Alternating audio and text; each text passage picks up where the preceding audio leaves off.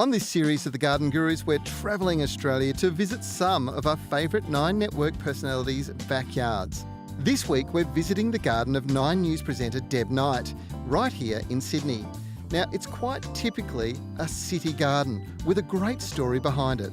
Thank you so much for having us over. What a beautiful house you've got. Yeah, it's an older house, 1893 it was built. Wow. And so the garden's been a labour of love. I'm not much of a gardener, but I do my best. There's no problem with that. I've noted that there's quite a diversity of plant species here.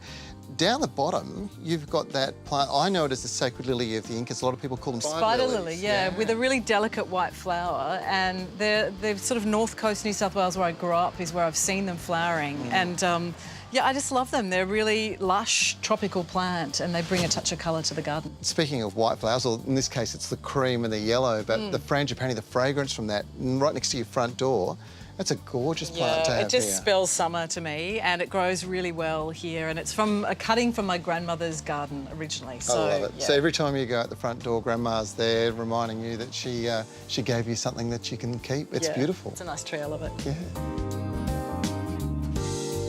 Well, I'm in love with this bamboo. What a wonderful screen. Yeah, that was the idea of it, to create a bit of privacy screen. Yeah. And it grows so quickly, almost too quickly in some cases. But yeah, it's a nice green space in our little back garden. And, you know, you've got a wonderful little courtyard area here, so you can entertain. And this one's a variety that's got a name of glauca at the end, which is that blue. It's just beautiful. Yeah, and it sounds nice in the wind as well when it's rustling though.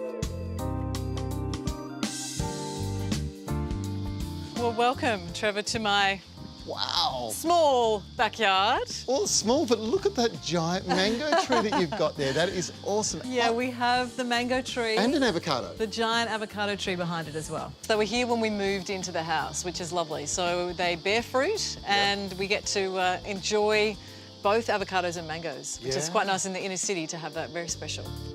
I can see the lawn struggling just a little bit. It's the shade, obviously. Yeah, it's a bit patchy because we do have these big trees in the backyard, and yeah, we try to sort of fill in the patches with different variety. We've got the Sir Walter, but then also the shade-resistant variety. It's not ideal, but we need some green areas for the kids to play in. No, you're doing exactly the right thing. This is perfect. Those cooler season climate grasses, the fescues and the rice, it's the only way to fill in these patches. Sir Walter wants 100% sunlight all the time.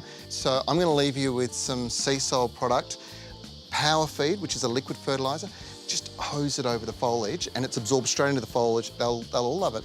What a lovely spot. Thank you so much. Oh, no, for thank you. inviting us Yeah, over. it's not that big, but yeah, it's a nice little space for us to enjoy.